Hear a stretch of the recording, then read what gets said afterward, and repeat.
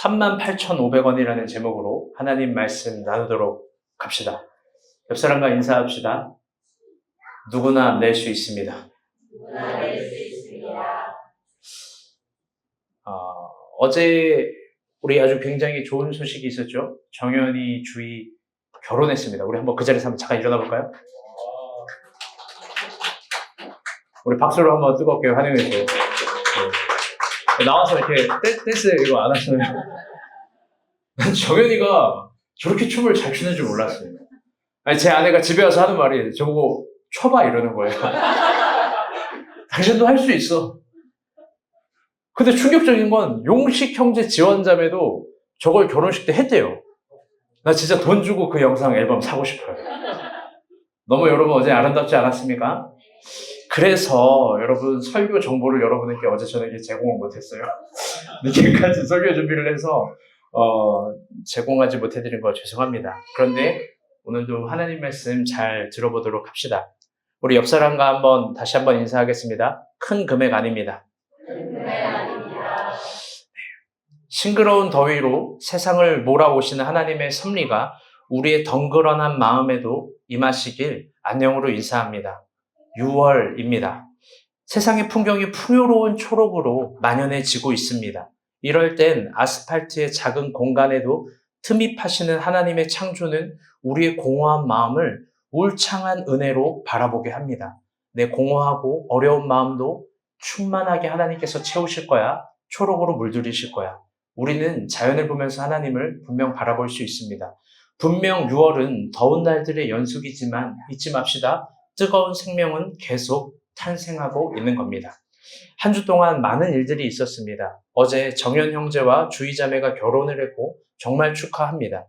그런데 그 외의 소식은 우리를 힘들게 하는 이야기들 뿐이었습니다. 오늘도 처음 오신 분들이 있어서 좀 오해스러운데 그래도 한번 얘기해 보도록 합시다.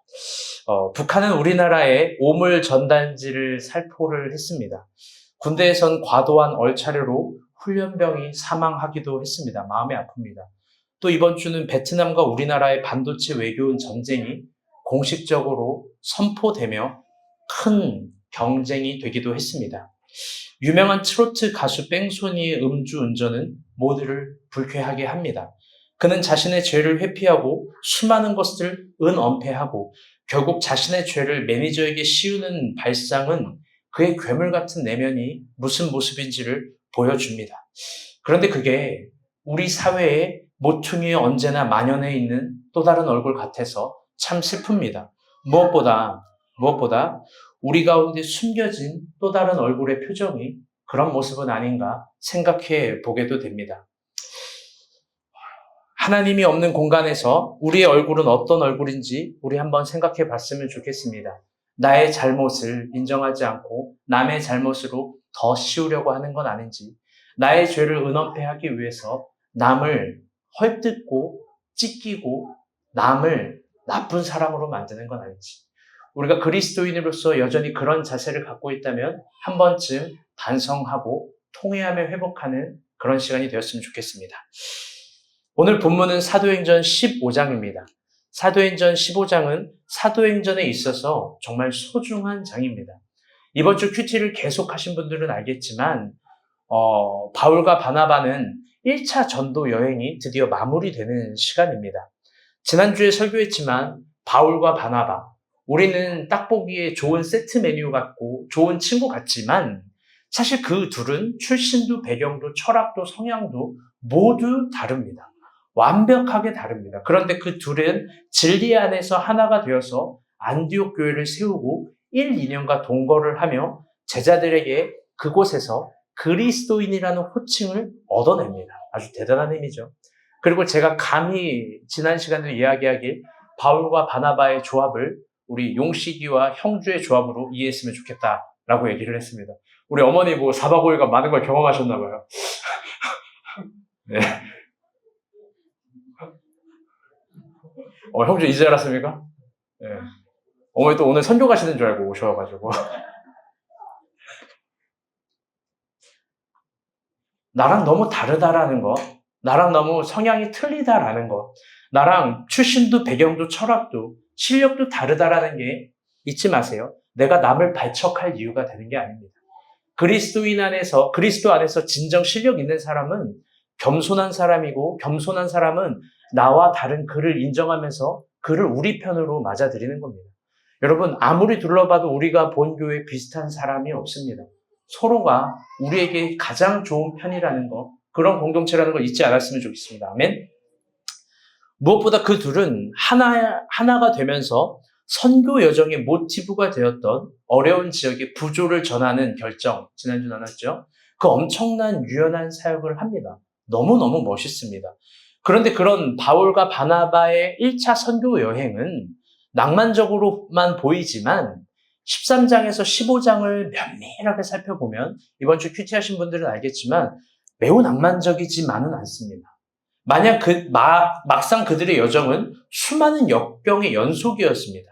생각지도 못한 도전, 싸움, 논쟁, 고난, 박해를 겪습니다. 이번 주 새벽 설교 때도, 새벽 예배 때도 나눴지만 바울은 사람들에게 실제 돌을 맞았습니다. 여러분 생각해 보세요. 돌을 맞았는데 또 일어나서 똑같은 길을 걸어가는 거 쉬운 것이 아닙니다. 많은 사람들에게 버림을 당하고 유력자들에게 모함을 당합니다. 저는 언제나 바울의 1차 전도 여행만 보면 문전박대라는 사자성어가 떠오릅니다. 그거 당해본 사람만 알 겁니다. 그거 굉장히 서러운 겁니다. 그게 사도행전 13장부터 15장 이야기입니다. 그런데 이쯤에서 한번 그 사이와 행간에 질문을 던져보고 싶습니다. 1차 선교 전도 여행이 드디어 마무리되는 시점인데 그쯤에서 바울과 바나바는 아마 망설였을 겁니다. 이런 고민이 있었을 거예요. 그건 뭐냐면 다 같이 따라볼게요. 나는 앞으로도 이렇게 살 수 있을까? 나는 앞으로도 이렇게 살 수 있을까? 나는 언제까지 이렇게 계속 걸어가야 되나? 바울의 1차 전도 여행만 보면 그건 난제의 연속이었습니다. 문제가 해결되지 않은 중간 지점이었습니다. 아마 그들은 성령이 충만하더라도 고민했을 겁니다. 내가 계속 이렇게 살 수 있을까? 내가 또 이렇게 걸어갈 수 있을까? 누가 지원간사에게 릴스 만드는데 막 돌을 던졌다고 쳐봐요. 계란 10개 던졌어요. 얼굴이 막 계란국이 됐어요. 난 용식이가 있는데. 그래서 용식이한테 이러면 되죠. 과연 또 릴스를 만들 수 있을까? 우리가 옳다라고 여기는 것, 우리가 맞다라고 여기는 게 계속 좌절될 때 우리는 어떻게 일어날 수 있는가? 오늘 스테이 토크 주제가 그래서 나는 어떻게 일어날 수 있는가입니다. 바울의 선교 1차 여행은 정리되지 않는 난제 속에 있었고 그 난제의 정점은 바로 오늘 본문의 1절입니다. 끝난 게 아니라 정점입니다. 우리 1절 말씀 다 같이 한번 봅시다. 시작. 어떤 사람들이 유대로부터 내려와서 형제들을 가르치되 너희가 모세의 법대로 할례를 받지 아니하면 능히 구원을 받지 못하리라. 아멘. 오늘 본문을 보게 되면요. 갑자기 어떤 사람들이 유대로부터 내려옵니다. 유대로부터 내려오는데요. 그 사람의 정체, 출신 그런 걸 본문은 말해주지 않습니다. 딱 하나, 그가 유대에서 왔다라는 것만 이야기합니다. 그는 유대에서부터 안디옥 성도들에게 한 가지를 말합니다. 지금 이해되시죠? 유대에서 온 사람들이에요. 뭘 이야기하냐? 저 빨간색 글씨입니다. 우리 빨간색 글씨 충환이가 한번 읽어줄까요?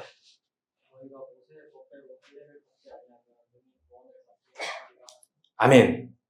갑자기 이런 말을 하는 겁니다. 유대로부터 내려온 사람들이 안디옥 공동체, 그 거룩한 공동체에 야, 모세의 법을 따르지 않고 할례를 받지 않으면 그 구원의 증표가 못 돼 라고 이야기하는 겁니다. 이건 사실 단순한 문제가 아니라 바울과 바나바를 향한 엄청난 공격이고 안디옥 교회를 향한 분쟁의 불쏘시개입니다. 그 이유는 적어도 바울과 바나바가 온 생을 통틀고 자신의 존재를 걸어서 외친 게 뭐냐? 딱 한 가지로 이야기하면 그건 할례는 구원의 증표가 될 수 없다라는 가르침입니다. 당시 유대 사회에서 할례가 만연했지만 할례는 구원의 증거가 될 수 없고 할례가 아니라 새로운 차원의 복음이 제시된다는 걸 바울과 바나바가 증명한 겁니다. 만약 다시 할례가 구원의 징표가 된다면 또다시 종교적 선민 사상이 탄생되고 정치적 유다이즘이 강화되기 때문입니다. 그래서 그들은 할례를 가르치지 않았던 거죠. 근데 더 인상 깊은 건 2절 말씀입니다. 2절. 우리 2절 말씀 한번 봅시다. 시작. 바울이 바나바와 그들 사이에 적지 아니한 가족과 결론이 일어났습니다.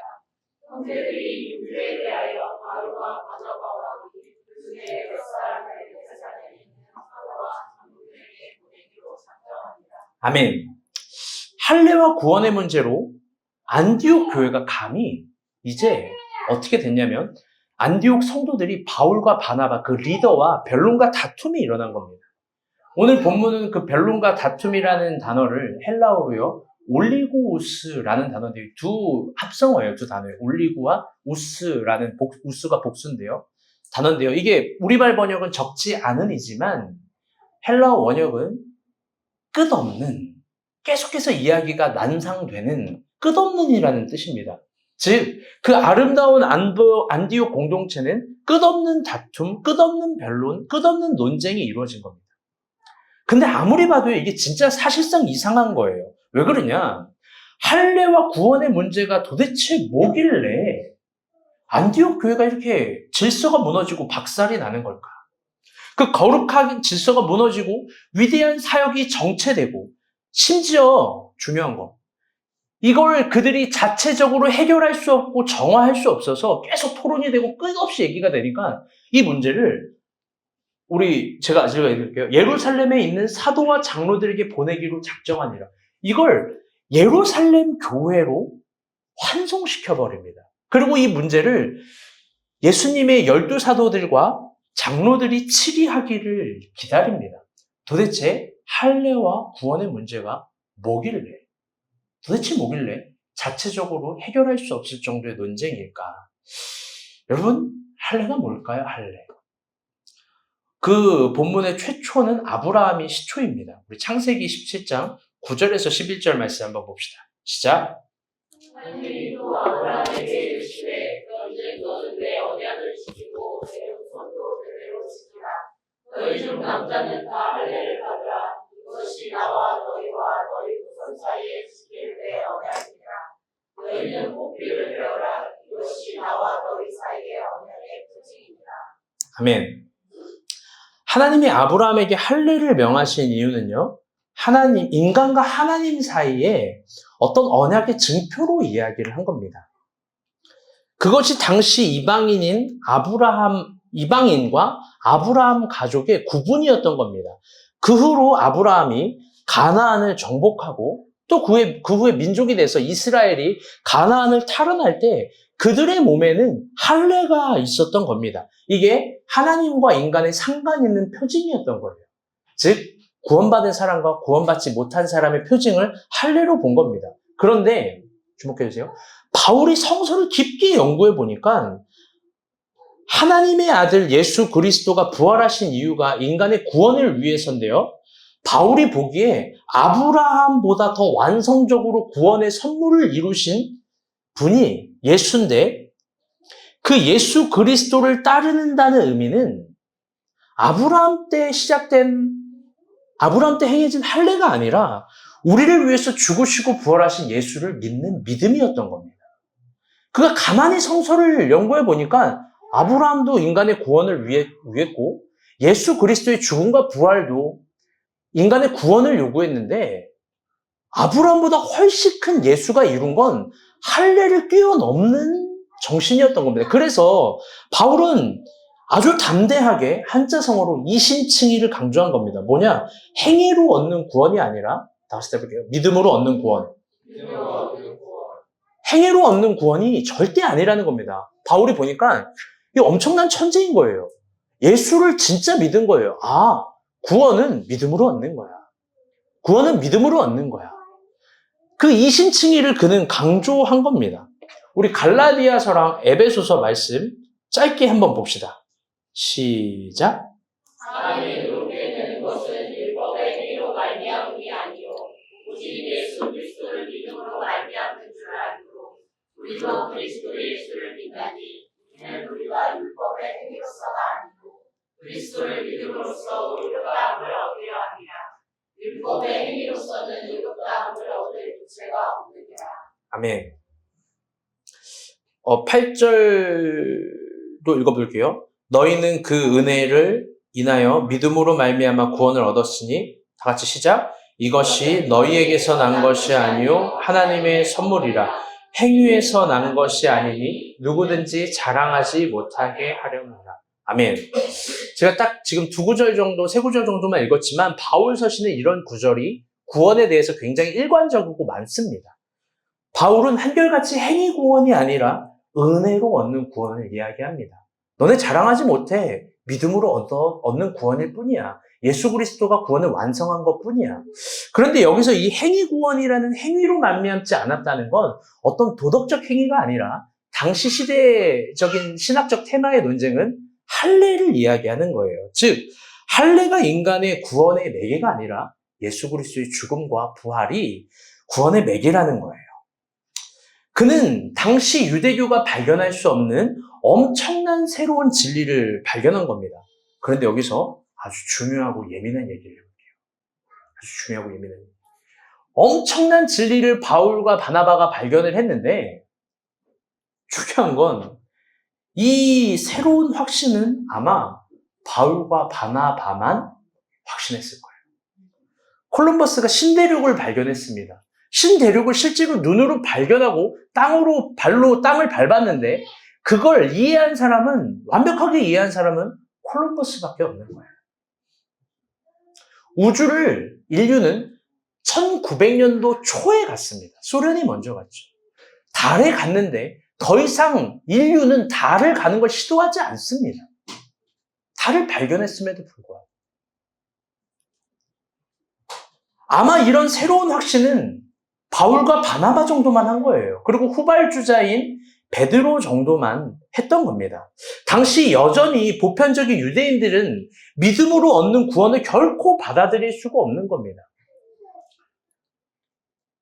왜 소련에서 달을 갔는데 인류가 그동안 달을 못 가냐? 천문학적인 액수도 있지만 당시 소련에서 주장한 거 이거예요. 달에서 인간이 살 수 있다라고 얘기한 거예요. 보편적 인류 메커니즘을 받아들일 수가 없었어요. 근데 지금 일론 머스크라는 사람이 그걸 다시 환원해 보려고 노력하는 거죠. 저도 모르겠어요. 보편적인 사람이라 인간이 과연 거기에 살 수 있는지. 어쨌든 달 얘기에 지금 막 눈이 반짝이시는 것 같아가지고 여전히 당시 보편적인 유대인들은요, 믿음으로 얻는 구원을 결코 받아들일 수 없습니다. 그 세계를 이해할 수 없습니다. 그 이유는 할례만이 그들의 중요한 민족적인 정체성이기 때문입니다. 그래서 결국 할례는 이념화되었고 이데올로기화 되어버렸습니다. 이걸 지키는 사람만 민족을 위하는 사람이고 이거를 저버리는 사람은 민족을 배신한 사람입니다. 물론 우리 2024년 오늘을 살아가는 우리의 눈에는요, 저거는요, 이해할 수 없는 갈등이에요. 왜? 그 이유는 단순하죠. 우리에게 할례란, 우리 다 성인이니까 편하게 얘기할게요. 그냥 포경수술에 불과하기 때문입니다. 제가 예전에 여담인데 여러분 좀 웃기게 하기 위해서 여기 아는 분은 있을 수도 있어요. 항상 한참 창세기 성경 공부를 했었는데 어떤 장로님이요, 진짜예요. 비뇨기과를 하셨어요. 근데 이번에 새로 비뇨기과를 또 오픈한대요. 근데 그때 하필 창세기 17장 아브라함이 할례 받는 장면이에요. 성경 공부를 열심히 한 거예요. 심취하셨어요. 저보고 가게 상호를 제목을 달아달래요. 제가 웃으면서 이렇게 얘기했어요. 할례? 이거 제가 왜 이렇게 크게 웃어요? 근데 실제로 그분이 그걸 했어요. 와, 여러분, 제가 말 한마디라도 조심하겠습니다. 아무튼 그런 일도 있었고 좀 재밌네요. 여러분, 근데요, 제가 웃기려고 한마디 한 거고요. 만약 이 사건이요, 우리한테는 그냥 와닿지 않지만 이게 대한민국 국민의 국민연금 정도라면 어떨까 한번 생각해 봅시다. 할례라는 게. 바울이 이야기하는 겁니다. 여러분, 지금까지 여러분이 평생 부은 국민연금, 그거 여러분을 풍요롭게 하는 생활, 여러분을 구원에 이르는 생활과 전혀 관련이 없습니다. 다 허상입니다. 여러분의 행복은 오직 예수 그리스도를 믿음으로 말미암아 얻을 수 있는 겁니다.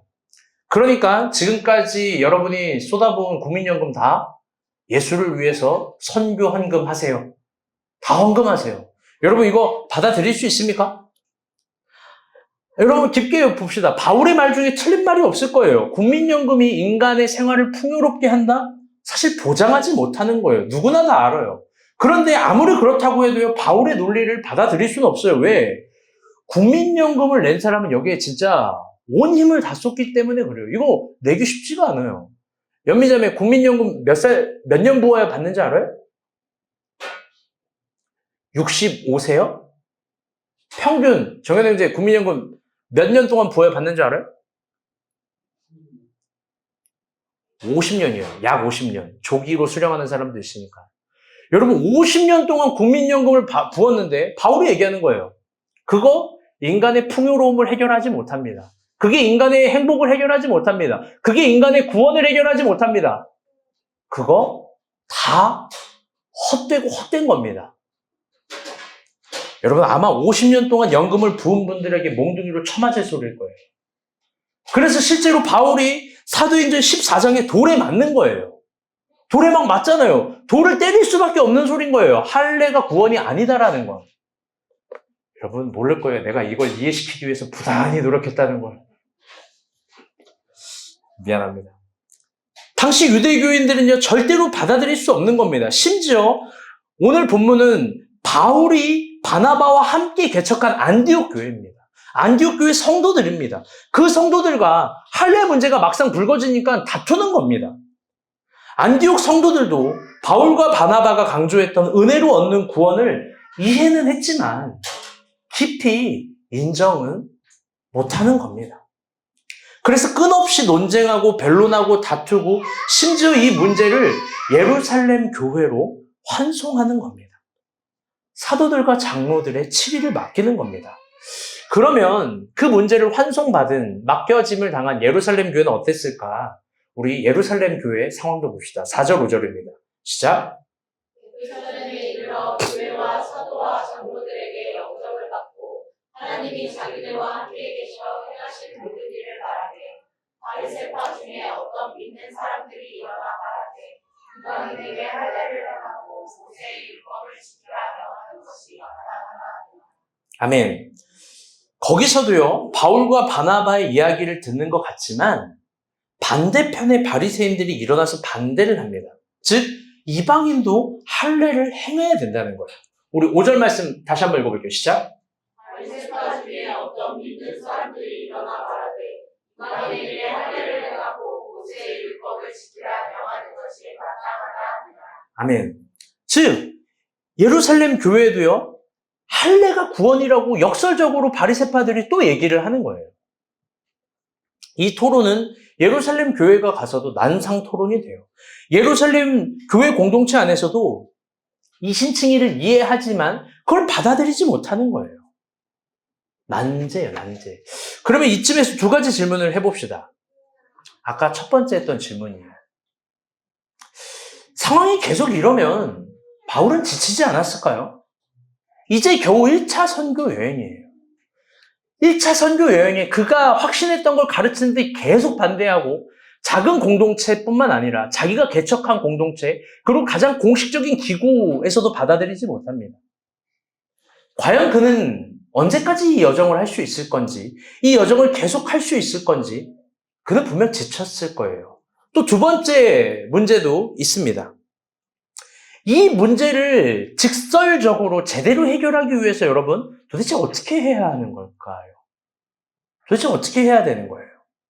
그리고 오늘은 조금 더 심도 깊게 가봅시다. 이 첫 번째 질문과 두 번째 질문을 심화해서 여러분 자기가 옳다 여기는 바 혹은 내가 옳게 배웠던 진리와 태도들 여러분 그걸 계속해서 추구할 수 있고 걸어갈 수 있는 힘은 여러분 무엇이고 어디서부터 나오는 거고 계속해서 할 수 있는 힘은 도대체 어떻게 키워가야 하는 걸까요?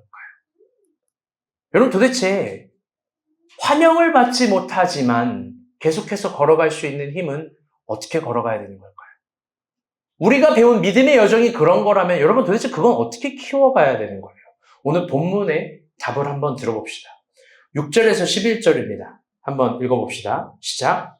사도와 장로들이 이 일을 의논하러 모여 많은 변론이 있음에 베드로가 일어나 말하되 형제들아 너희도 알거니와 하나님이 이방인들로 개인에서 복음의 말씀을 들어 믿게 하시려고 오래전부터 너희 가운데서 나를 택하시고 또 마음을 아시는 하나님이 우리에게와 같이 그들에게도 성령을 주어 증언하시고 믿음으로 그들의 마음을 깨끗이 하사 그들이나 우리가 차별하지 아니하셨느니라. 그런데 지금 너희가 어찌하여 하나님을 시험하여 우리 조상과 우리도 능히 내지 못하던 멍에를 제자들의 목에 두었느냐. 그러나 우리는 그들이 우리와 동일하게 주 예수의 은혜로 구원받는 줄을 믿노라 하니라. 아멘. 이 6절부터 11절은요, 정말 소중한 본문이고요. 사도행전에 있어서 이게 기록되어 있다는 건 너무나 귀한 거예요. 우리 목자들 정도는 이거를 항상 마음에 갖고 있어야 돼, 이 본문을. 오늘 6절을 보게 되면요, 사도와 장로들, 예루살렘 교회가 이 문제를 다시 의논하려고 모였습니다. 그런데 그때 갑자기 누가 등장하냐? 7절을 보게 되면요, 많은 변론이 있은 후에 베드로가 일어납니다. 갑자기 그가 등장합니다. 그런데 이게 상당히 인상적입니다. 왜 그러냐? 본래 베드로라면요, 어떤 의논하고 변론이 충분히 하는 시간을 못 기다렸을 거예요. 그는요, 아는 척하고, 먼저 말하고, 먼저 행동하고, 먼저 조급합니다. 그런데 이번에는 그렇지 않고, 많은 변론을 다 기다리고, 사도들과 장로들의 의리 인논되는 상황을 다 기다립니다. 그리고 베드로가 용기 있게 일어나서 무슨 얘기를 하냐? 7절 말씀 우리 형주 형제가 읽어주세요. 시작. 형제들아 너희도 알거니와 하나님이 이방인들로 내 입에서 복음의 말씀을 들어 믿게 하시려고 오래전부터 너희 가운데서 나를 택하시고. 아멘. 아주 성숙한 모습이에요. 사도들과 두 그룹의 이야기를 다 듣고 정말 겸손하게 먼저 자신의 위치를 이야기합니다. 그 위치는 뭐냐? 내가 사도들 너희들 가운데서도 리더고 장로들 너희들 가운데서도 리더 아니냐? 그런데 뭐라고 이야기를 하냐면요. 8절 9절인데요. 이게 참 중요해요. 8절 9절 다 같이 한번 읽어봐요. 시작. 또 마음을 아시는 하나님이 우리에게와 같이 그들에게도 성령을 주어 증언하시고 믿음으로 그들의 마음을 깨끗이 하사 그들이나 우리가 차별하지 아니하셨느니라. 아멘. 베드로가 이렇게 얘기하는 거예요. 하나님이 우리에게서 같이 그들에게도 성령을 주었고 우리와 그들은 하나라는 거예요. 믿음으로 그들의 마음을 깨끗게 하사 우리와 그들을 차별하지 아니하였다. 성령 안에서 한 은혜를 받았다는 거예요. 그게 믿음으로 가능했다는 거예요. 사실 베드로가 이렇게 말하는 게 굉장히 어렵거든요. 근데 정말 더 어려운 얘기를 베드로가 해요. 10절 말씀이에요. 다 같이 한번 읽어봅시다. 시작. 그런데 지금 너희가 어찌하여 하나님을 시험하여 우리 조상과 우리도 능히 내지 못하던 멍에를 제자들의 목에 두었느냐. 그러나 우리는 그들이 우리와 동일하게 아니, 10절만. 여러분, 아주 베드로가 이번에 날카롭게 이야기를 합니다. 자신의 내적 그룹인 사도들, 또 내적 그룹인 장로들을 비판하는 거예요. 지금 너네가 할례를 구원이라고 선택하는 건 믿음의 조상들도 온전히 지키지 못했던 멍해잖아. 그게 진짜 진실이잖아. 우리 예수를 따라가면서 예수님이 결국 왜 자유를 주었는지 알잖아. 왜 진리를 주었는지 알잖아. 이거 믿음의 조상들도 못했던 거잖아. 그러면서 자신의 내적 그룹을 비판하는 거예요. 그리고 마지막 11절. 이게 정말 중요해요. 시작. 그러나 우리는 그들이 우리와 동일하게 주 예수의 은혜로 구원받는 줄을 믿노라 하니라. 아멘. 여러분은 별로 아닌 것 같지만 이게 중요한 신학적 표현이에요. 우리는 그들이 우리와 동일하게 주 예수의 은혜로 구원받는 줄을 믿노라. 아멘. 즉, 베드로는요, 바울과 바나바가 이야기한 새로운 진리, 이신칭의를 수용하는 거예요. 그들과 우리와 동일하게 주 예수 그리스도의 은혜로 구원받는 것이 진실이라고 얘기하는 거예요. 베드로는 정말 대단해요. 왜 그러냐? 이 어려운 난제를 바울의 논리로는 정리를 못해요. 바나바의 출현으로는 정리를 못해요. 그런데 누가 정리를 한 거냐? 베드로가 정리한 거예요. 베드로는 저 공식적인 자리에서 자신의 이름을 내려놓고 새로운 세력인 바울과 바나바의 이신칭의를 수용하는 거, 그거 진짜 큰 그릇 아니면 못하는 겁니다. 그리고 중요한 건 이 15장 논쟁 이후로 모든 상황이 역전돼서 베드로의 이 발언으로 말미암아 바울과 바나바가 힘을 얻어서 2차, 3차, 4차 전도 여행을 하고 논쟁이 더 이상 없어지는 거예요. 저는요, 이제 본문 설명이 거의 다 끝났어요. 잘 들어보세요. 이 사도행전 15장의 베드로의 용기와 진실됨을 보면서 아주 한 가지 어색한 걸 고민해 보게 되었어요. 그건 뭐냐? 도대체 무엇이 베드로를 저렇게까지 변하게 했을까? 사실 저만큼 변하지 않았었을 거예요. 이거 굉장히 어려운 거예요. 자신의 내적 그룹을 비판하고 또 대상화되어 있는 게 맞다라고 이야기하고 그리고 새로운 진리를 수용해내는 용기. 도대체 그는 왜 이런 어려운 싸움을 피하지 않고 직면했던 걸까? 그냥 넘길 수도 있을 텐데 불편해지지 않아도 될 텐데 굳이 이렇게 말하고 찝어내서 어색해지거나 어려워질 필요가 없었을 텐데 그리고 이게 중요해요. 자칫 잘못돼서 이 발언을 하게 됐을 때 내가 사도의 리더라는 걸 잃어버릴 수 있을 텐데 어떻게 그렇게까지 할까? 그런 와중에서 제가 깊이 깨달은 게 있어요. 그건 뭐냐? 그는 지금 그가 깨달아온, 그가 현실로 눈으로 본, 그가 바울과 바나바와 동행하면서 봤었던 이방인들의 구원, 그게 온 삶을 관통해낸 진실이라는 부분에 아주 솔직해진 거예요. 저 예루살렘에서 이야기하는 할례 구원, 그동안 율법과 조상들이 말했던 이 할례를 통한 구원, 그게 아니라 그가 안디옥 공동체에서 느꼈던 그 진실들, 그가 선교를 하면서 선교 현장에서 봤던 그 현실들, 거기에 자기가 진실하게 직면했던 거고 용기 내서 말했던 거고 그게 진실이라는 걸 표현한 거예요. 주님이 시몬이라고 반석이라고 이름을 지어주신 것처럼 교회를 위해서 그 진실에 용기 냈던 거예요. 더 이상 자기 이름을 드높이는 거에만 목표를 둔 것이 아닙니다. 즉, 진리에 진실할 수 있는 용기가 베드로의 마지막 사명이었던 거예요. 마지막 사명. 여러분, 베드로는 분명히 알았던 거예요. 사도들과 장로들과 예루살렘 교회의 저런 일관된 이야기들이 사실 새롭게 할 수 없고 저게 결국 무너질 현실이라는 걸. 그리고 그걸 이야기한 겁니다. 제가 교회를 개척하면서요, 사역을 하면서 많은 어려움을 겪을 때가 있습니다. 그건 뭐냐? 여러분 오해하지 말고 들으세요. 잘 이해해야 돼요. 진실이니까. 그건 뭐냐면 여러분들의 다 저를 봐주세요. 주영이 이제 적지 마. 적을 필요도 없어. 나를 봐. 윤이 특별히 목사님 더 쳐다봐. 연미 너가 제일 쳐다봐야 돼. 뭐가 어렵냐? 박인혜 진짜 째려봐야 돼. 여러분들의 뻔한 거짓말, 뻔한 잔머리, 너무 망할 것 같은 선택을 할 때 여러분에게 어떻게 진실을 알려줘야 되는가라는 고민이에요. 이런 표현 오해해서 듣지 마세요. 여러분이 그 어떤 대단한 고민을 하고 대단한 선택을 하고 대단한 결정을 해도 그게 저에게 대수롭지가 않아요. 왜 그러냐? 정답이 정말 훤히 보이기 때문에 그렇습니다. 제 말을 오해하지 마세요. 제가 무슨 사주팔자 보듯 무당같이 말하는 게 아니에요. 단지 성서를 진실하게 연구하고 인생의 과정을 진실하게 연구하고 이게 내 직업이잖아. 여러분만한 사연은 내가 몇십 번씩 들어봤던 사연이야. 그걸 보게 되면요, 당연히 보이게 되는 지점이 있어요. 당연히. 마치 자동차 정비사와 자동차 딜러가 서로 자동차를 보는 관점이 다른 거예요.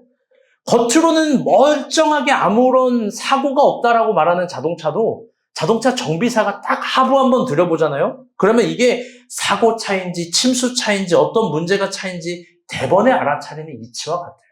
겉으로 보기엔 아무런 문제가 없을 거예요. 그런데 정비사가 보기엔 저거 100% 문제가 있어요. 죄송해요. 저도 그렇게 보이는 삶의 문제들이 있어요. 너무 훤히 보이고 너무 다 보입니다. 겉으로는 멀쩡해 보이지만 엔진 오일이 새고 있는 게 보이고 겉으로는 멀쩡해 보이지만 이 배터리가 방전되고 타이어 저거 이제 곧 터질 텐데 이거 다 보입니다. 겉으로는 멀쩡해 보이지만 연료가 없는 게 너무 보이고 저게 30km 정도로는 갈 수 있지만 60km도 못 내고 70km 가면 퍼지고 망가질 자동차라는 것도 정말 훤히 보여요. 어떤 삶의 문제는 훤히 보여요. 정신분석학에서 가장 위대한 아버지라고, 현대의 아버지라고 불리는 사람이 엠스카펙이에요, 엠스카펙. 그 엠스카펙이 인간의 정신에 대해서 이런 아주 멋지고 무서운 말을 했어요. 인간의 정신과 인간의 태도는 결국 성장하지 않으면 아무것도 행복할 수도 극복할 수도 없다라는 거예요. 인간의 정신의 문제, 인간의 삶의 문제는 성장하지 않으면, 성숙하지 않으면 결국 아무것도 극복하지 못하고 어떤 환경으로 옮기고 어떤 문제를 맞아도 똑같이 자멸하고 부서진다는 거예요. 여러분, 엠스카펙 말을 저는 100% 동의해요. 목회도 마찬가지예요. 여러분, 사역을 하면서 느끼는 건 삶의 문제를 결국, 인생의 문제를 여러분이 성숙하지 못하고 성장해내지 못하면 결국 또 넘어지고 또 넘어지고 또 넘어져요. 그런데 한 번 뛰어넘은 사람은 잘 안 넘어져요. 그래서 제가 목회자로서 이런 부분이 가장 큰 고민이었어요. 어떻게 여러분을 성장시켜야 되는 거지? 어떻게 여러분을 성숙시켜야 되는 거지? 훤히 다 보이는 문제 앞에서 여러분 어떻게 나는 태도를 취해야 되는 거지? 내가 적어도 교회를 개척했는데. 여러분, 저는 어떤 태도를 취해야 되는 거예요? 부드러운 말, 달콤하고 위로적인 말. 여러분, 제가 이런 걸 해야겠죠? 너무나 잘못한 사람들에게 당신이 잘못했어라는 책망은커녕 그럴 수도 있지. 괜찮아. 너는 연약하니까. 너는 아무 잘못 없어. 상황이 잘못해서 그런 거잖아. 확실하게 망하는 결정을 선택하는 사람들에게 너의 선택을 존중해. 하나님이 너 축복하실 거야. 여러분, 제가 이런 말을 해야 되는 걸까? 오늘 한번 진지하게 여러분에게 물어보고 싶었어요.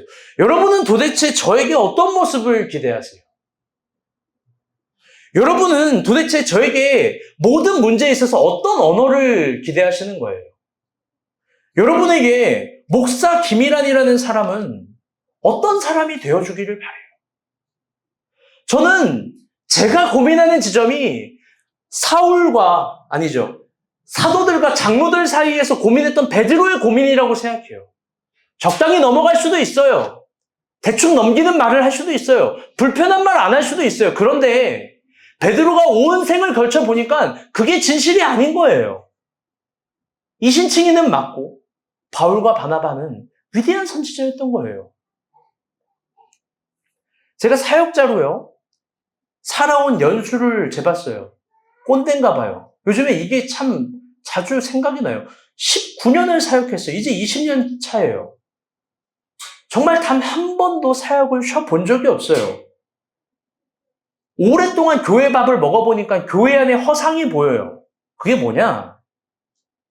여러분은 모를 텐데 내 직업만 알 수 있는 진실된 서위로움인데 표현하면 이런 겁니다. 부드럽고 적당하고 달콤한 교회 안의 표현들이에요. 사실 목회자가 성도들의 삶에 깊게 관심도 없으면서, 성도들이 무엇을 먹고 마시는지 관심도 없으면서, 성도들이 뭐 때문에 고민하는지 그걸 고민을 내 삶으로 갖고 오는 걸 별로 귀찮아하면서, 사실 신방하기 싫어하면서 기도합니다, 사랑합니다, 축복합니다. 이걸 막 남발해요. 이걸 남발하는 게 과연 사랑과 기도와 축복의 공동체인지 한번 생각해 봐야 돼요. 사실 기독교 안의 축복문은요, 엄청난 신학이에요. 신학적 함의예요. 그건 뭐냐? 완전히 다 잘게 부셔지고 깨달은 인간에게 하나님이 주시는 마지막이에요. 욥, 다 부셔지고 나서 얘기하는 거예요. 너 잘 될 거야. 너 축복해. 다 부셔진 베드로, 모세 이런 사람들에게 얘기하는 거예요. 하나님이 너와 함께 할 거야. 하나님이 너를 축복해. 그런데 어떤 누구도 부셔지는 인간을 말하지 않고 잘못된 인간을 책망하지 않고 망할 것 같은 결정을 불편하게 말하지 않는다고요. 그게 허상이에요. 사역자들은 그저 아주 행복한 한방 미소로 웃으면서 말하는 거예요. 남발하는 거예요. 사랑해요, 선화자매. 축복해요, 주영자매. 윤희 형제, 화이팅. 여러분은 비판하지 마요. 나는 비판할 자격이 돼요. 하나님이 여러분과 함께 할 거예요. 이 말, 어느 정도의 허위로움이고 허상이에요. 제가 백화점에서 최근에, 사실 이제 정현이 주위 결혼식 가려면 주례를 해야 되는데 셔츠가 없잖아요. 셔츠가 옛날에 맞춘 게 있는데 셔츠가 그것도 이제 작아져가지고 그래서 뭐라 셔츠를 하나 사러 갔어요. 백화점에. 셔츠를 그 여자 사장님이 그분 장사하면 안 돼. 나를 봤는데 셔츠 이거 입으세요 해가지고 줬어요. 100짜리 준 거야. 좀 큰 100이래. 나 슬림핏 싫어한다고. 안 슬림하니까. 100을 입었는데 막 셔츠가 막 으악 싸워요. 막 죽을라 그래. 그래서 이걸 왜 줬지? 그러니까 큰 100이래. 105는 너무 크실 것 같고 이거 뭐지? 그래 큰 100을 입었어요. 막 싸워요. 셔츠가 막. 헤라가 남북전쟁을 하는 것 같다 그랬어요. 근데 그 사장이 그걸 입고 나는 이거 100% 잘못된 거니까 입고 나왔는데 뭐라 그랬는지 알아요? 많이 입었는데 이러는 거예요. 셔츠, 자켓을 입었는데. 와, 고객님, 핏이 너무 멋져요.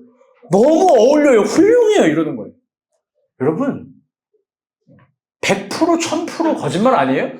그 팔아먹기 위한 영혼을 담은 구라예요. 제 아내가 보자마자 이런 얘기를 해요. 여보, 흉해. 여러분, 여보란다. 여러분, 이게 진실된 말 아니에요? 여러분, 이게 진실된 거예요. 그런데 대부분 제가 20년 동안 사역을 하면서 느낀 게 이거예요. 거대한 한박 웃음으로 인간이 원하는, 성도가 원하는 말만 해주는 거예요. 현미자매, 괜찮아요. 잘 될 거예요. 현미자매 잘하고 있습니다. 윤희 형제, 뭐 한 잔 술 마실 수도 있지. 회개하면 되죠. 공부하는데 스트레스 받죠. 괜찮아요. 누가 예배 시간 때인데 이런 책망 안 해요. 얼마나 피곤하셨으면. 어디가? 조용히 어디 가요? 햄버거 가가지고. 다 원하는 말을 해주는 원하는 말. 너무 이상한 사람에게, 너무 말도 안 되는 죄를 저지르는 사람에게. 대학생이 고등학생이랑 교회 안에서 연애를 하는데 그럴 수도 있지. 교회 안에서 말도 안 되는 비행을 하는데 너네 땐 다 그런 거야. 말도 안 되는 범죄와 망할 것 같은 선택. 돈을 빌리고 꾸고 갚지도 않고 능력도 안 되는 사람이 또 교회 안에 돈을 빌리는데 괜찮아. 교역자는 불편하면 안 돼. 다 뒤로 갑니다. 다 뒤로 가요.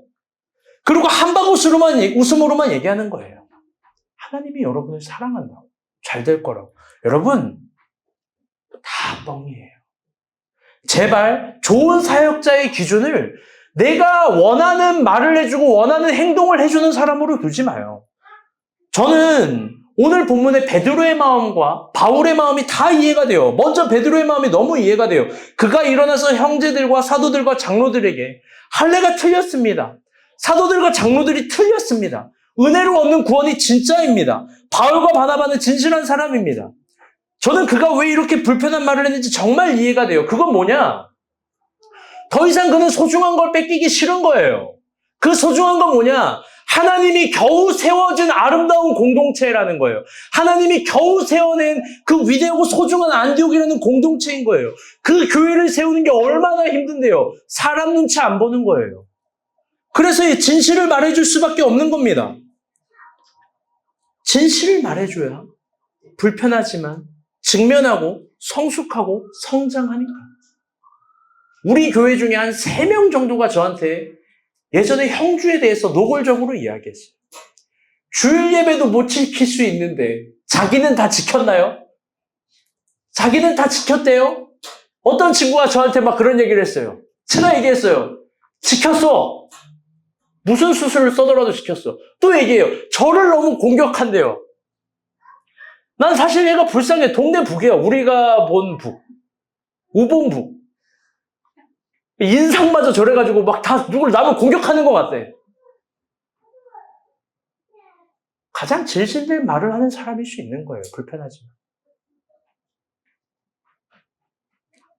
여러분, 그래야 성숙해요. 그래야 성장해요. 저는 교회를 개척했고 이 교회가 여러분에게 어떤 의미인지 모르겠지만 정말 저에게 너무나 소중한 의미입니다. 제가 감히 표현해 보자면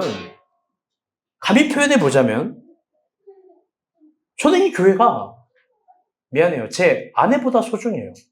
우리 아내는 알아요. 내 딸 김미수보다 소중하고 내 어머니 하연이 권사보다 소중해요.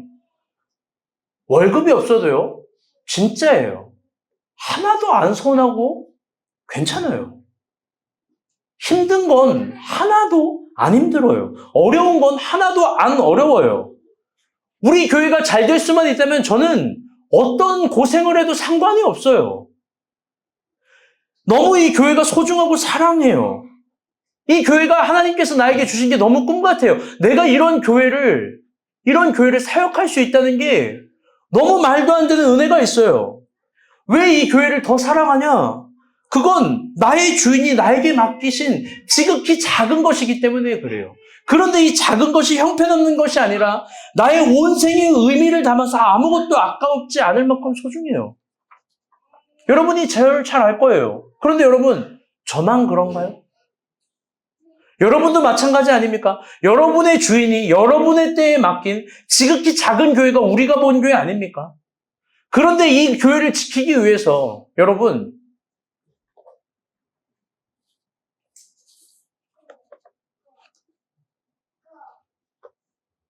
사랑하는 여러분, 더 진실되게 우리가 서로 사랑했으면 좋겠어요. 여러분, 우리 교회는요, 너무나 좋으신 우리 주님이 주신 아주 소중한 공동체. 100번을 이야기해도 모자라요, 정말. 1000번을 말해도 모자라요. 우리는 서로에게 너무나 소중한 사람이에요. 저는 여러분이 너무나 소중해요. 나에게 가장 소중한 사람들은 정말 여러분이에요. 그래서 소중한 여러분이 망하는 걸 볼 수 없어서 저는 끝없이 여러분을 책망할 거예요. 끝없이 여러분을 질책할 거예요. 끝없이 여러분에게 특별히 잘못한 선택이 있다면 밤새 전화할 거예요. 뻔히 이상한 결정을 한다면 계속 통화할 거예요. 말할 거라고요. 저뿐만 아니라 우리 목자들은 계속 그럴 거예요. 물론 기다려요. 사실 훨씬 많이 기다려요. 그런데 조심하세요. 제가 기다릴 때 경험해 분들 알 거예요. 늘 기다림 끝엔 책망이 있고 징계가 있고 근신이 있고 저의 화냄이 있어요. 왜? 진짜 잘 돼야 되니까. 진짜 잘 돼야 되니까, 여러분. 제가 최근에 가장 어려웠던 게 뭐냐면, 여러분은 모르시겠지만, 본인들은 인정 안 할 수도 있지만, 성민이의 이사였어요. 난 저놈이 계속 경기도로 이사 간다는데, 내가 저거를 논리로서 꺾을 수가 없는 거야. 고집이 상당해요. 근데 제가 보기에 너무 뻔한 좋은 결정들이 영등포 신길동이에요. 주저함 없이 계속 이야기하는 거예요. 여기 온다고 나한테 유익되는 거 없어요. 우리 애기들 뒤에서 난리 났는데 여러분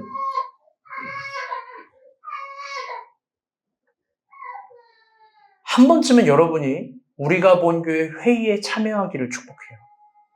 저는요, 늘 정확하게 말하고 자주 화내고 심하게 책망을 해요. 회의 때 가족도 없고 친구도 없고 가까운 관계도 없어요. 사역자로 틀린 부분이 있다면 엄청 책망해요. 제발 간사를 꿈꾸지 마요. 우리 은비, 나는 이제 3주 차에 도망갈까 걱정했어요. 하도 내가 혼내고 뭐라 그래가지고. 여러분, 인간사 제 친구예요. 매주 뭐라 그래요. 왜? 필요한 얘기니까. 필요한 것들이니까. 그런데 너무 마음이 아픈 건 뭐냐? 중요한 얘기 할 거예요. 애들 좀만 잡아주세요. 애기들.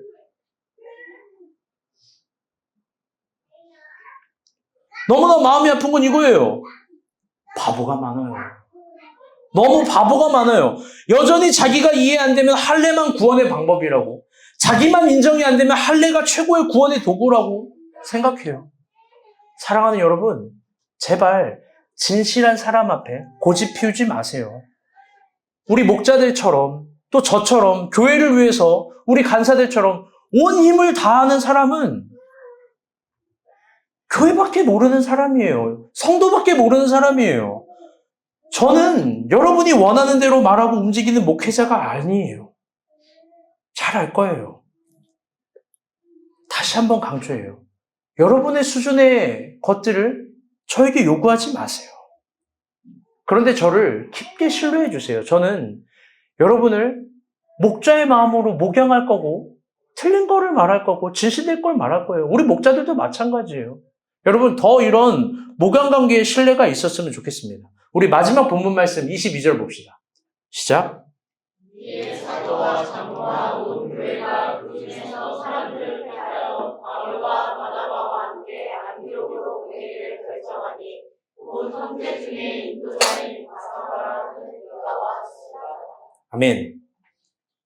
오늘 월요일 큐티 본문이거든요. 내일 큐티 본문이에요. 오늘 본문 아니지만 이 회의에 결론이 나와 있습니다. 뭐냐면 베드로의 이야기를 듣고 사도들과 장로들이 예루살렘 교회에서 결국 다시 바울과 바나바를 공식적으로 선택을 하고 안디옥으로 보내기를 결정을 합니다. 이제 마지막으로 정말 중요한 얘기를 해보려고 합니다. 그건 아까 처음 했던 이야기의 질문의 대답입니다. 바울은 1차 전도 여행 이후에 지쳤을 거예요. 많이 망설였을 거예요. 앞으로 계속 이런 일을 할 수 있을까? 우린 언제까지 이런 일을 할 수 있을까? 되뇌었을 거예요. 분명히 그랬을 거예요. 그런데 그가 다시 일어나고 또 걸어갑니다. 2차를 넘어서 3차, 4차 전도 여행까지 갑니다.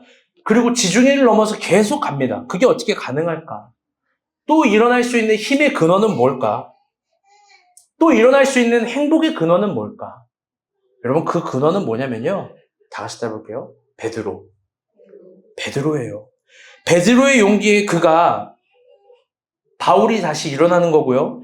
베드로의 진실된 언어에 또다시 일어날 수 있는 힘이 주어진 거예요.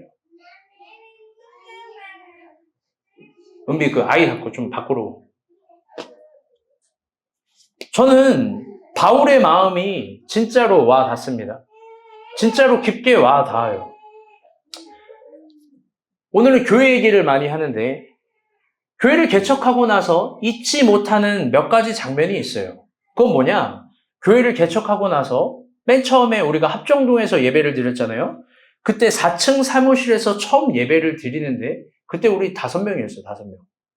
나, 임관사, 박목자, 연미, 선아. 이렇게 5명. 거기서 우리가 첫 주 진실된 예배를 드리는데 매우 감격적이었어요. 매우.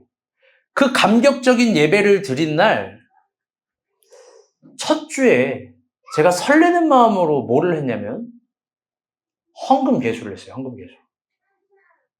5명. 헌금 개수. 여러분, 헌금이 얼마 나왔을까요? 헌금이. 그날 헌금이 얼마 나왔냐면요. 첫 주 예배 드리고. 난 진짜 첫 주 예배 드릴 때 내 인생을 쏟아놓을 만한 감격이 있었거든. 우리 합정동 사무실에서 임관사님, 연미.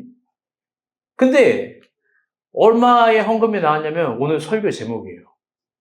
38,500원이 나왔어요. 참고로 첫 주기 때문에 저랑 제 아내는 우리 가볍게 2만 원만 헌금하자 했어요.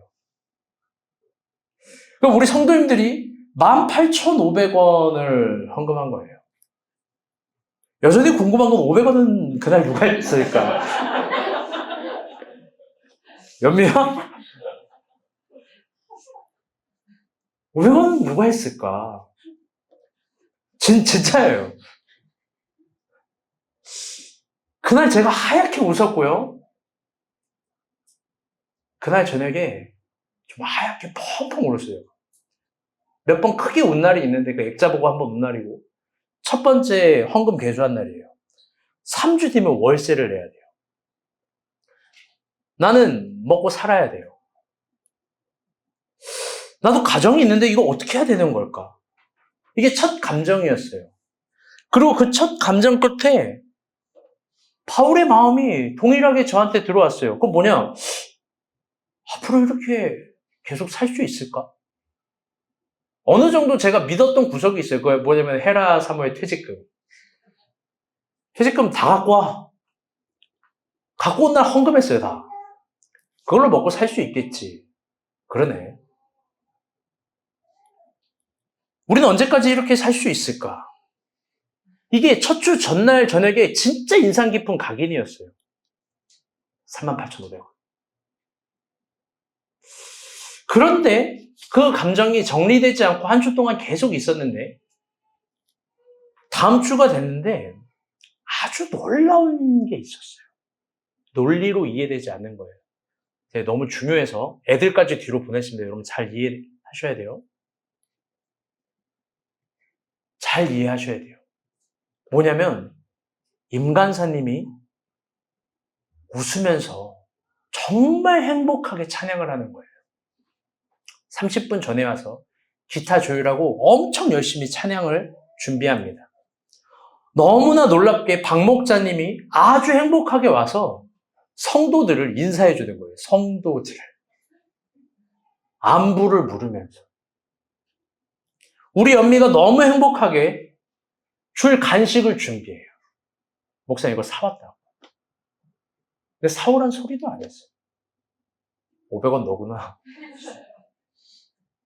우리 선아가 너무 예쁘게 웃으면서 오늘 컨디션이 괜찮다고. 자기 오늘 좋다고. 제가 논리로 이해될 수 없는 거 얘기할게요. 저는 정말 그날 그 5분의 웃음으로 용기를 냈어요. 그 5분의 웃음으로 다시 교회를 할 수 있도록 마음이 엄청나게 일어난 거예요. 요즘 우리가 본 교회 마찬가지예요. 여러분 삶이 힘든 거 알아요. 근데 제가 늘 이렇게 얘기해요. 더 무리해서 살아라. 더 노력하면서 살아라. 더 피곤하게 살아라. 더 노력해라. 전 늘 그런 얘기를 해요.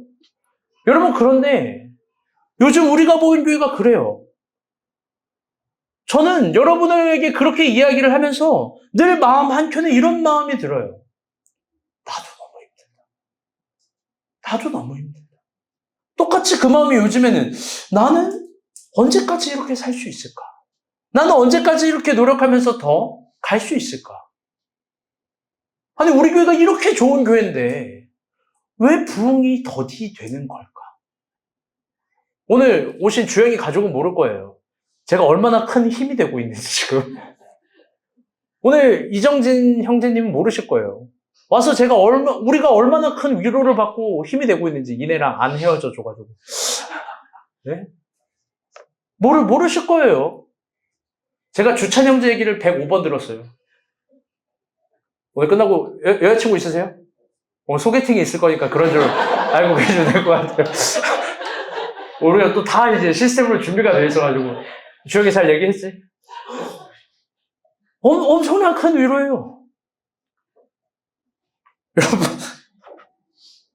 여러분, 사실 요즘에 진짜로 그런 감정이 들어요. 다 나보고 힘들다고 하는데 여러분 너무한 거 아니에요? 내가 얼마나 힘들지도 한번 돌이켜 봐주세요. 네? 교회 끌어가는 거 쉬운 거 아니에요, 여러분. 정말 쉬운 거 아니에요. 왜 우리 교회는 부흥이 잘 안 될까? 요즘 따라 더 참 잘 되다가 요즘 따라 왜 안 될까?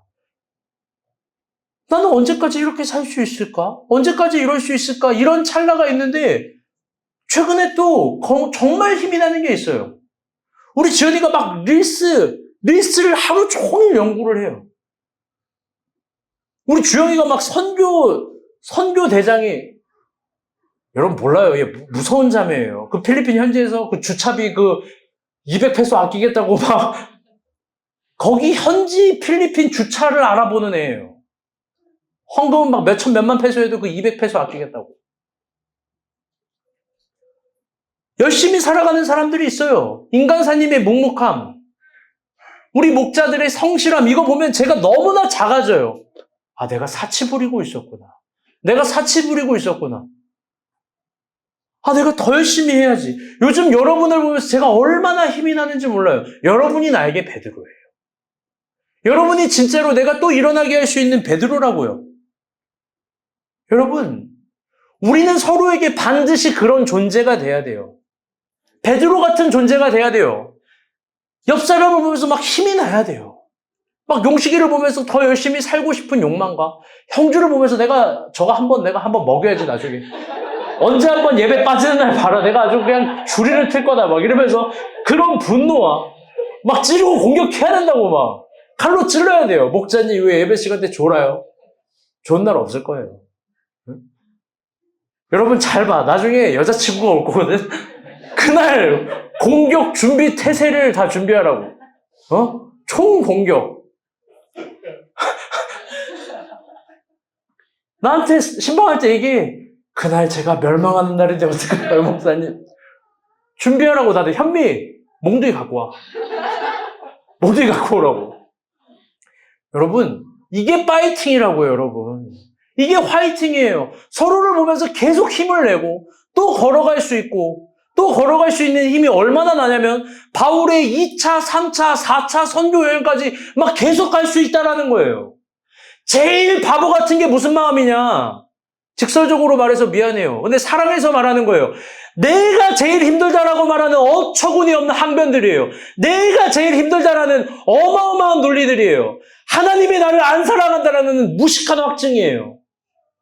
도대체 교회에서 나에게 관심이 없다라는 아주 이기적인 마음들이에요. 나에게 소망이 없다라는 못 배워먹은 말들이에요. 여러분 옆 사람을 봐요. 너무나 열심히 살아가는, 노력하는 사람들을 봐요. 그 사람을 보면서 내가 반성해야 되는 거예요. 그 사람을 보면서. 우리 이내자매는 충한 형제를 보면서 반성해야 돼요. 응? 진짜예요, 진짜로. 우리 가장 가까운 신길동에 오는 여기 박지원이는 저기 누구야? 얘 이름 뭐지? 김현미를 보면서 반성해야 되는 거예요.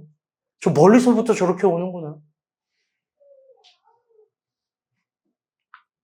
서로 날마다 그렇게 늘 배우기를 힘써야 돼요. 그게 힘이 나는 겁니다. 아멘? 저는 정말로 윤희를 보면서 배워요. 제가 가장 인상 깊었던 장면이 있어요. 우리 윤희가 선교 갈 때 공부하는 모습 보여주겠다고, 그게 진짜인지 아닌지 모르겠지만, 네, 약간 울컥했어. 비행기에서 그 조명, 주경야독. 비행기 조명에서 시험 문제를 푸는 모습. 어느 정도 쇼가 들어가 있다고 난 생각해. 그런데 진실했어. 왜 진실했냐면 첫날 끝나고도 나가서 공부를 했어. 둘째 날도 끝나고 나가서 공부를 했어. 셋째 날도 끝나고 나가서 공부를 했어. 근데 셋째 날 알았어. 아, 형주랑 있기 싫어서 나가서 공부한 거구나. 넷째 날까지 공부를 했다고. 근데 중요한 걸 물어볼 거야. 갔다 와서 여러분 공부했어요? 갔다 와서 또 학원을 갔대요. 제가 그게 반성이 됐어요. 왜? 나 힘들어서 설교 준비 제대로 못했거든. 나도 저렇게 할 걸. 나도 저렇게 할 걸. 여러분, 말씀의 결론을 맺도록 하겠습니다. 오늘 설교 제목은요, 38,500원이에요.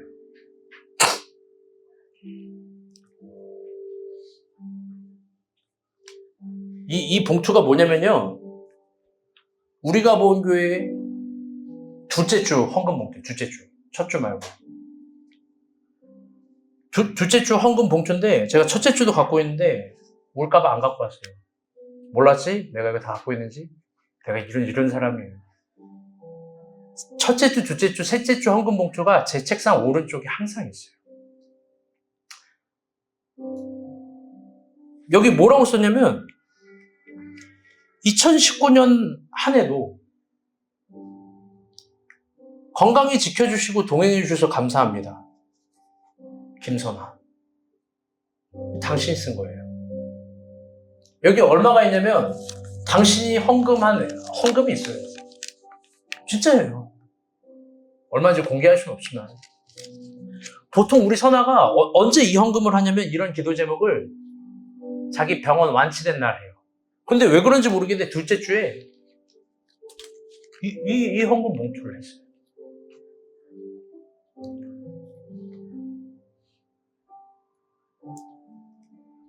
아무것도 아니에요. 38,500원. 여러분 삶의 문제 아무것도 아니에요. 어렵다는 거, 힘들다는 거 하나님 안에 있으면 충분히 다 극복해요. 주님이 은혜 주시면 다 할 수 있어요. 지금 서로를 봐요. 우리 교회 얼마나 큰 재산을 갖고 있습니까? 제발 혼자 힘들다고 어렵다고 여러분 그러지 마세요. 또 목사님이 원하는 언어와 원하는 태도를 주지 않는다고 나를 안 사랑한다고 여러분 제발 그러지 마세요. 우리 교회에서 왜 우리 성도는 어떤 목자는 나를 안 사랑하지? 여러분 이런 말 하지 마세요. 바울은 진실했던 거예요. 바울은 진실했던 거예요. 베드로 보고 또 일어난 겁니다. 2차, 3차, 4차 선교여행 간 거예요. 그래서 내년 필리핀 선교 날짜가 바로 정해졌어요. 다시 따라볼게요. 5월. 내년도 5월에 갑니다. 다 돈 모으세요. 38,500원씩 모으세요. 요즘 따라 정말 그럽니다. 저는 인간사님 보면서 진짜 힘이 납니다. 저 묵묵한 보면서 엄청 힘이 나요. 여러분도 보고 베드로 같은 힘을 얻으세요. 아멘? 저는 박목자 보면서 정말 힘이 나요. 우리 연미 보면서 정말 힘이 납니다. 말할 것도 없는 지원이와 용식이 보면서 여러분 힘이 납니다. 제발 열심히 살아가기도 힘든 날들 자기만 보면서 힘들다고 하지 말고 앞을 향해서 사도행전 역사로 나아갑시다. 아멘?